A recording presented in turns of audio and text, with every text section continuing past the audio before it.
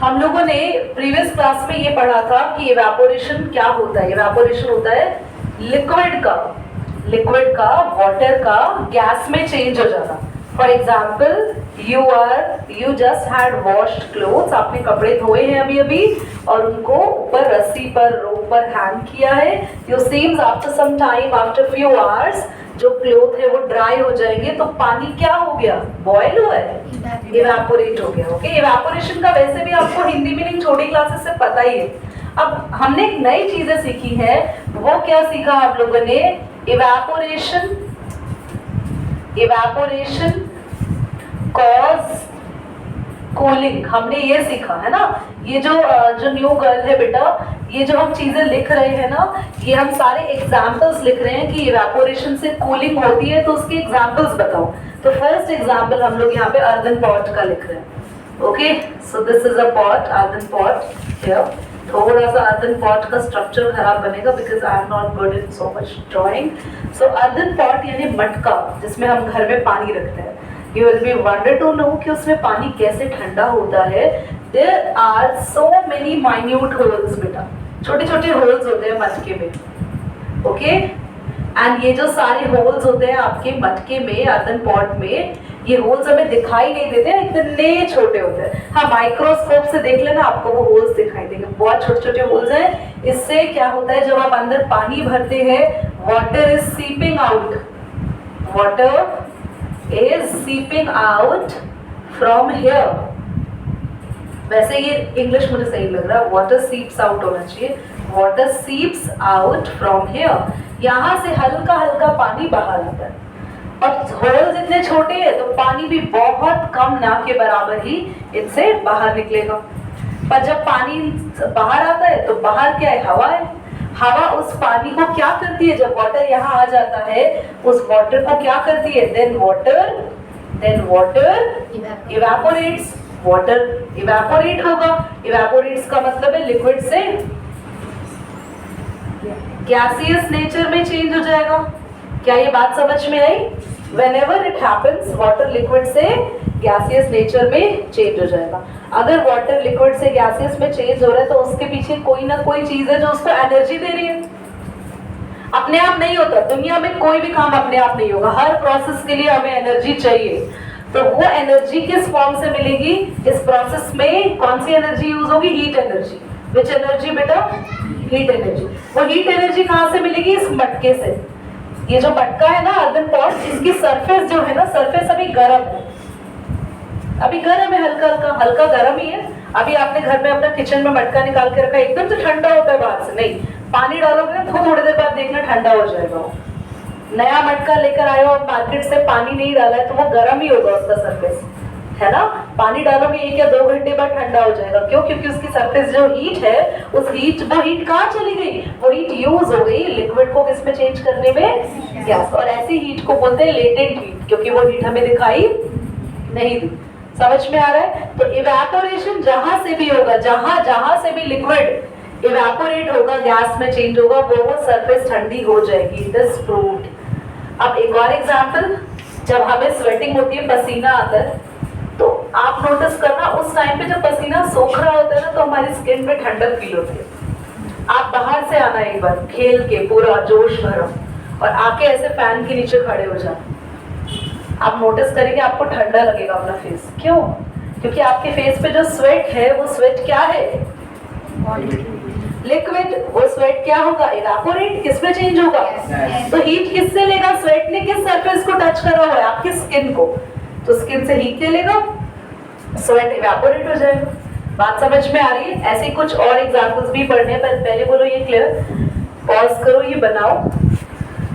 Class क्या है कि अगर जब भी आपको स्वेटिंग होता है तो स्वेटिंग क्यों होता है, क्योंकि ज्यादातर स्वेटिंग कभी ऐसा हुआ है कि बहुत ज्यादा ठंड है और आपको स्वेटिंग आ रही है, नो। स्वेटिंग तब आती है जब बहुत गर्मी होती है। गर्मी से क्या होता है कि हमारी बॉडी को जब फील होता है कि हाँ बाहर का टेम्परेचर बढ़ रहा है, तो बॉडी अपना टेम्परेचर बढ़ने नहीं देती। आपको पता है आपकी बॉडी के अंदर एक खास बात है कि बाहर चाहे टेम्परेचर 40 डिग्री हो जाए, 45 डिग्री हो जाए, आपकी बॉडी का टेम्परेचर 37 ही रहता है, उससे ज्यादा नहीं होता। इसीलिए आपको ठंडी लगती है या गर्मी लगती है, मतलब आपको फील होती है चीजें। Have you ever noticed that fish which are living in water doesn't require any sweater or AC? हाँ, इन बहुत सारे एनिमल्स को स्वेटर की जरूरत नहीं होती है। क्यों भाई? क्योंकि आपको पता है उनकी बॉडी बहुत स्मार्ट है। जैसे जैसे बाहर ठंड हो रही है वो बॉडी के अंदर भी ठंड कर देते हैं, उतना टेम्परेचर कर देते हैं। बाहर गर्मी हो रही है, अंदर भी गर्मी कर देते हैं। सेम सेम रहता है तो फील नहीं होता। अच्छा दीदी, सेम सेम रहता है तो फील क्यों नहीं होता? ये हमें समझ नहीं आ रही है बात। अब समझो, तुम बाहर गर्मी से अभी अंदर आए हो, यहाँ रूम में एसी चल रहा है, तुम्हें फील हो रहा है ना? अगर बाहर ठंड हो रही होती और यहाँ भी वही टेम्परेचर होता तो तुम्हें फील होता है एसी चल रहा है, क्योंकि ठंड से ठंड में ही आ रहे हो। फीलिंग कब होती है? जब एक जगह गर्मी है और एक जगह ठंडी है। तो आपकी बॉडी का टेम्परेचर तो ये है, और बाहर क्या हो गया टेम्परेचर अभी, तो फील होगा कि हाँ गर्मी बढ़ रही है। बॉडी का टेम्परेचर ये है, और सर्दियां आ गई है, ठंड आ गई है, और बाहर का टेम्परेचर हो गया 20, 15 या 10, तो फील होगा ठंड हो गई। ठीक है? तो जब हम लोग एक कांस्टेंट टेम्परेचर में रहते हैं तो एकदम से जब चीज बदलती है, जैसे आप बाहर थे, अपने घर से आ रहे हो तो रोड पे चलते हैं, रोड का टेम्परेचर सेम है, सब कुछ same same same same same, एकदम से रूम में घुसे आपको रियलाइज हुआ रहा है ठंडा हो रहा है, कमरा तो एसी चल रहा है। फील क्यों हुआ? क्योंकि कुछ चेंज हुआ। ठीक है? तो ध्यान रखना, हमारी बॉडी अपना टेम्परेचर क्या रखती है? हमेशा कांस्टेंट रखती है। कितना रखती है? 37। तो बॉडी मेंटेन कैसे करती है दीदी? कैसे 37 रखती है?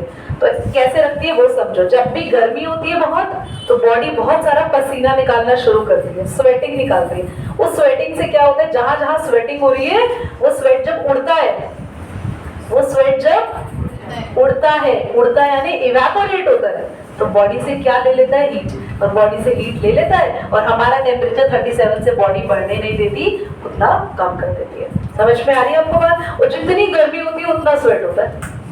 यस और नो? अब ये तो समझ में आई। दीदी, सर्दियों में हमारी बॉडी टेम्परेचर कैसे मेंटेन करती है? वो बॉडी कर नहीं पाती, इसलिए स्वेटर पहनना पड़ता है। अब गर्मी आ थोड़ी स्किन निकाल लो, तेरी गर्मी लग रही है, मैंने अपनी स्किन निकाल के रख दी थोड़ी देर बाद, तो बॉडी पसीना तो निकाल लेती है, मेंटेन कर लेती है। आपको थोड़ा थोड़ा गर्मी फील होती है, पर अगर ठंड है तो आपको फील ही होगा। ठंड में ना गूज़बम्स आ जाते हैं, गूज़बम्स तो ना रोंगटे खड़े हो जाते हैं। वो क्यों होते हैं वो भी कभी फुर्सत से तुम्हें बताऊंगी। आज सारे थोड़ा साइंटिस्ट बना देंगे। आज की बात समझ में आई? इवेपोरेशन क्यों होता है, स्वेटिंग क्यों होता है? ताकि हमारी बॉडी कूल रह सके, ठंडी रह सके। अब एक और एग्जांपल है, ध्यान से सुनो। उस एग्जांपल पे क्वेश्चन बहुत बार आते हैं, 100% आते हैं एग्जाम्स में। केवी ना लास्ट ईयर तुम्हारे स्कूल के टर्म 1 के पेपर में था, और किस स्कूल के पेपर में था? गवर्नमेंट स्कूल में कौन है भाई? हाँ जी, आपके स्कूल के पेपर में भी ये क्वेश्चन आया था। अब ध्यान से सुनेंगे, आपके में ये वाला आया था, अर्बन पॉट वाला, होली कॉन्वेंट। और अब जो क्वेश्चन है वो है cotton clothes. Why we should wear cotton clothes in summer? अब जैसे समर आते हैं ना, आपकी मम्मी आपको कहती है कॉटन के कपड़े पहनो। आपने कॉटन के कपड़े नहीं पहने, आपके घर में एक लहंगा रखा हुआ है। गर्ल्स की बात करूंगी, बॉयज आप मत पहन लेना प्लीज। तो आपके घर में एक लहंगा रखा हुआ है, आप नहीं मम्मी मैं तो यही पहनूंगी, आज मेरे को यही पहनना है। ऊपर से मम्मी को उठा लिया लहंगा, शादी वाला, तुमने वो पहना हुआ है, और एक तरफ तुमने थोड़ी देर के बाद उसको चेंज करके अपना कॉटन का नाइट सूट पहन लिया। किस कपड़े में आप ज्यादा कंफर्टेबल होंगे गर्मियों में? जल्दी बोलो। और बॉयज आपके साथ आपको कोट पहनना है, शादी वाला, पूरा वेस्ट कोट, 3 पीस पूरा, खाली कोट नहीं कि भाई पहने ही नीचे कुछ ऊपर कोट पहन लिया, ऐसा नहीं, सब कुछ का सारे कपड़े बराबर पहन लिया। और एक तरफ आपने अपने टी शर्ट और लोअर्स पहने हुए कॉटन के, तो कंफर्टेबल कॉटन के कपड़ों में ही होंगे। क्यों? व्हाई? ऐसा क्या खास है कॉटन क्लोथ्स में? सुनो, बाकी के सारे क्लोथ्स है ना, जब हम लोग उन कपड़ों को पहनते हैं ना, मैं इस कपड़े का एग्जांपल दूंगी, जैसे ये कपड़ा, तो इस कपड़े में जब मेरी हाथों की स्वेटिंग आएगी ना, तो ये कपड़ा उस स्वेटिंग को एब्जॉर्ब नहीं करेगा। एब्जॉर्ब का मतलब है कॉटन क्या करता है? स्वेट को एब्जॉर्ब करता है, मतलब कपड़ा गीला हो जाता है। कॉटन के कपड़े देखना, जैसे ही पहनोगे ना तो स्वेटिंग बड़ी जल्दी हो जाती है, कपड़े गीले हो जाते हैं, वो गीला होगा, फिर वो स्वेटिंग क्या होगी, हवा आने से स्वेट उड़ जाएगा, और जैसे ही स्वेट इवेपोरेट होगा तो कॉटन का जो क्लोथ है वो ठंडा होगा और हमारी स्किन को भी ठंडा फील कराएगा। तो कॉटन का जो क्लोथ होता है वो हमारी स्वेटिंग को इवेपोरेट कराने में मदद करता है। और बाकी जो लहंगे और कोट पहन लेंगे उसमें तो भैया ना तो हवा अंदर ही जा पाएगी ना हवा बाहर ही आ पाएगी, और तुम्हारा बुरा हाल वैसे भी हो जाता है ना। अभी शादियां आएंगी बेटा, कुछ टाइम पे सीजन आता है, लड़कियां पहनती है ना, लड़कियां ऐसे कपड़े पहनते हैं तो कितना पसीना आता है, वो रेडी होते ही क्यों? क्योंकि हमारी बॉडी हमारे स्वेट को इवेपोरेट नहीं कर पाती। और कॉटन क्लोथ्स में ऐसा क्यों होता है? क्योंकि तो पहली बात कॉटन क्लोथ्स में भी छोटे छोटे होल्स होते हैं जिसके थ्रू एयर अंदर जा सकती है और स्वेटिंग इवेपोरेट हो सकती है। समझ में आया? एक और एग्जांपल पहले समझ लो फिर बाद में एक साथ ले लेना। हॉट टी है एक, गर्मा गर्म चाय, खैर आप लोग पीते नहीं होंगे, हाँ पीते? How many of you drink tea? बता दो कुछ नहीं होगी मैं। हाँ नौशी कह रही मैं पीती हूँ पर मैं बताऊंगी। हाँ संडे, हाँ संडे हो या मंडे, रोज नहीं पीनी है टी, पीनी ही नहीं है। This is having caffeine, this will gonna harm your brain alertness. बच्चों को कॉफी चाय कुछ नहीं पीना, चॉकलेट भी नहीं खानी, उसमें भी कैफीन होता है चाय वाला। कोल्ड ड्रिंक्स भी नहीं पीनी, उसमें भी कैफीन होता है। ठीक है, क्या खाना है क्या नहीं खाना उसके ऊपर अब एंजल कह रही दीदी मैं तो ये खाती हूँ, इसी के सहारे मेरी जिंदगी चल रही है, देखो मैं कितनी पतली सी हूँ, और आपने ये भी छुड़वा दिया। तो अब आपने गर्मा गर्म आपकी मम्मा आपके लिए कॉफी या मिल्क बना के लेकर आई है या हॉट चॉकलेट बना के लेकर आए हैं। अब वो इतना गर्म है और आपको तुरंत ही निकलना है स्कूल के लिए, आपको लेट हो रहा है। अब या तो उसको पीते पीते जीभ जला लो भाई, या आप उसको छोड़ के चले जाओ। पर बनाया इतना अच्छा है, मम्मी ने उसमें से इतनी अच्छी खुशबू आ रही है, हॉट चॉकलेट की बात हो रही है, तो क्या करोगे आप कहोगे मम्मी यार इसको ठंडा कर दो, तो मम्मी कैसे बाउल में डाल देगी। घर का सबसे बड़ा डोंगा होता है ना जो, वो मम्मियाँ उठा के ले आती जब भी कुछ ठंडा करने की बात होती है, और हमारे आगे रख देती है और कहती है बेटा ले डोगी ठंडा कर ले, है ना। उनको तो वैसे ही बहुत सारे काम होते हैं।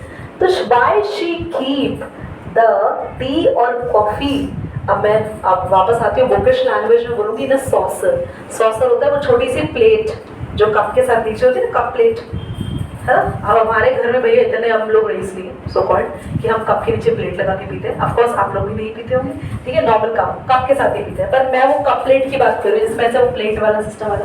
अब बच्चों के बर्तनों में मिलता है, वो छोटे छोटे बच्चे खेलते हैं उनके साथ कप प्लेट्स आते हैं, तो वो छोटी छोटी प्लेट्स को बोलते हैं सॉसर। क्या बोलते हैं? सॉसर। तो why T is getting cool early in saucer? क्यों? क्योंकि सरफेस एरिया बड़ा होता है। तुम नए हो तुम समझो, इसका सरफेस बड़ा है। सरफेस जब बड़ा होता है ना तो टी जो है ना, टी ज्यादातर इस तरीके से पूरी फैली हुई होगी। तो क्या होगा जब टी पूरे सरफेस पे फैली होगी तो आप देखना जल्दी जल्दी उसमें से हीट निकलती है बाहर। देखते हो? कभी देखा है कुछ ठंडा करे जिंदगी में कभी?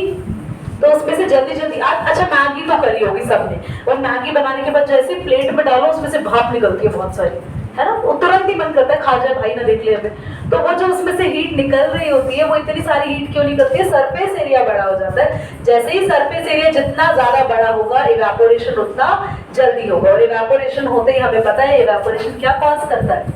कूलिंग। वो चीज ठंडी हो जाएगी। समझ आया? पक्का? चलिए और कोई एग्जाम्पल है? रुक जाओ बेटा। हाँ कूलर वाला एग्जाम्पल, चलो कूलर वाला एग्जाम्पल, फिर सब कुछ लिखना है तुम्हें, okay. How many of you have coolers in their home? या कभी देखे हो पुराने जो होते थे या अभी भी होंगे? हाँ कूलर याद आया?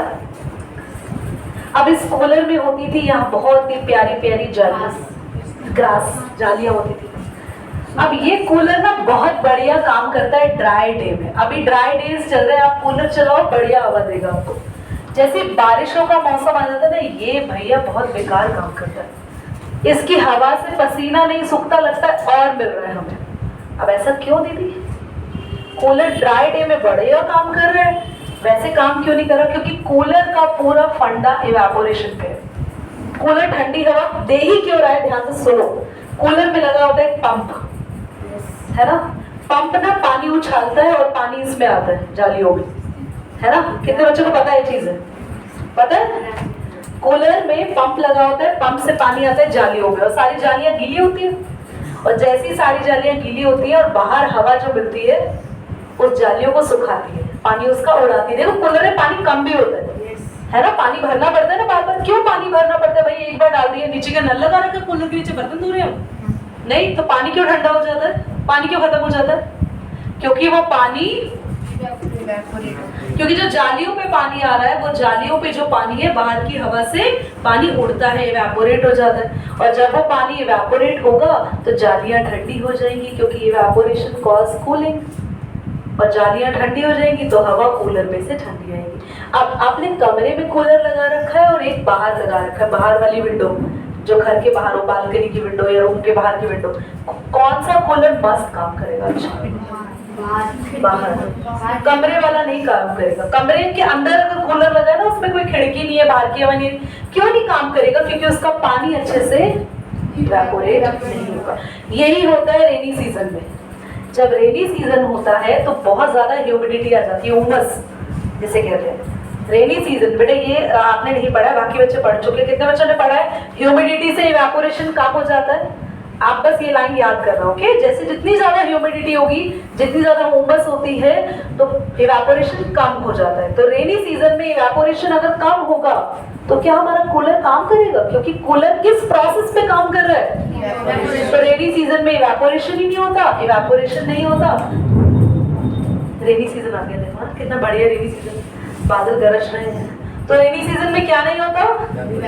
इवेपोरेशन। और अगर इवेपोरेशन नहीं होता तो कूलर ठीक से ठंडी हवा हमें नहीं होगा। तो इसका क्वेश्चन आता है, why a desert cooler? Desert cooler इसका नाम है। Why a desert cooler cools in hot and dry day? Hot और ड्राई डे में बढ़िया से काम क्यों करता है? Because in hot and dry day evaporation happens very smoothly, अच्छे से इवेपोरेशन होगा, and cooler cools the air because evaporation causes cooling. But in humid day यानी rainy day, or that day in which humidity is high, cooler does not cools well because evaporation not happens well. evaporation ठीक से नहीं होगा। evaporation किस दिन होता है ठीक से? humid day में नहीं होगा, ठीक है?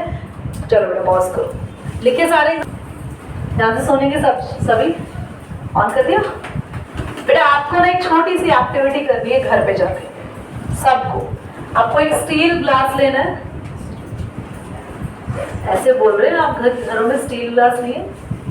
ऐसा नहीं होगा, ये पुराने जमाने में चलते थे ऐसे, नहीं तो आज भी लस्सी का ग्लास मिलता है इतना बड़ा। ऐसा भी है? मेरे घर में बहुत पुराना सा ऐसा ग्लास है, मतलब मेरी दादी वगैरह के टाइम पर होगा, बट है हमारे यहाँ भी। स्टील ग्लास लेना, इसमें आपको डालनी है ये, चुप रहो, क्रश्ड आइस। अब प्लीज क्रश्ड आइस के बाद घर वालों से फैंटा लिम्का का अरेंजमेंट मत करा देना कि दीदी ने कहा था एक एक्सपेरिमेंट करना है, क्रश्ड आइस डालनी है, फैंटा डालनी है और मूवी चला के उसको पीना है। नो, सिर्फ क्रश्ड आइस डालनी है। उसके बाद थोड़ी देर के बाद आप नोटिस करेंगे कि ग्लास बाहर से गीला हो जाएगा। ये मैं तुम पढ़ा चुकी हूँ पहले। अच्छा, कोई नहीं बोलेगा, कोई नहीं बोलेगा। कभी ऐसा हुआ है? ऐसा आप लोग, आपके साथ बाकी बच्चों को मैं पढ़ा चुकी हूँ टॉपिक कि कोई चीज बाहर से गीली हो जाती है। ठंड में फ्रिज, गर्मियों में फ्रिज में से बॉटल निकालते हैं, बाहर से गीली हो जाती है। तो क्या हो गया? बॉटल लीक कर रही है। कहाँ से आया वो पानी? बॉटल को पसीना आ गया। हाँ, स्कूल के बैग में बॉटल रखी है, अभी अभी ठंडी निकाल के ऐसे, पता नहीं अगर वो बॉटल मतलब बाहर से ठंडी हो जाती है तो पूरी बैग की साइड्स, कॉपी सब गीला कर देती है। होता है ना? क्यों होता है? क्योंकि ये जो सरफेस है, ये सरफेस कैसी है? द सरफेस इज कूल, ठंडी है, और यहाँ हवा में बहुत सारे वाटर वेपर है। वाटर वेपर का मतलब है वाटर गैस फॉर्म में प्रेजेंट है, गैसियस फॉर्म ऑफ वाटर। या बहुत सारे हवा में ऐसे वाटर वेपर है, अभी भी है। जब ये वाटर वेपर इन्हें टच करते हैं ना, वाटर वेपर ग्लास को टच करते हैं, तो वाटर वेपर क्या होते हैं? Water vapour by touching glass changes to liquid. तो गैस से कौन सी स्टेट बन जाती है? इसे कहते क्या है? कंडेंसेशन। क्या कहते हैं बोलो बच्चों? गैस से लिक्विड स्टेट बनना क्या कहलाता है? तो जितने भी रूम में गैसियस फॉर्म में वाटर होता है, टच करते ही ठंडा होते ही, कभी भी किसी गैस को ठंडा करोगे ना तो गैस का नेचर है वो किस में चेंज हो जाएगी? लिक्विड में। तो ग्लास बाहर से गीला हो जाता है। समझ में आया आपको ये? तो हम इसको डिटेल में लिखेंगे नेक्स्ट क्लास में, और आप इसका रेड बटन कर दो।